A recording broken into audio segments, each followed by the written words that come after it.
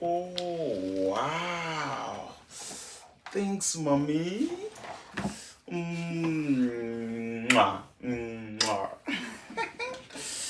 Oh.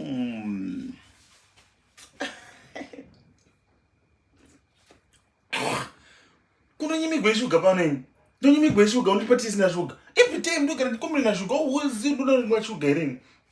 Ndotenga shuga one pano. Chatonyimigwa shuga chi. Apa tiya toimpisha ina kana mboboira. Chakutadza kubhoira tichi. Unongochikuchidzira moto iri pasi. Oh. No. Sorry baby. Ndakanganwa kuti this time ndakatenga shuga isinganyatsotapira. Sorry my love and sorry sweetheart. Plus stove ndakatenga nyantsopisa and sorry baby wangu and sorry my love.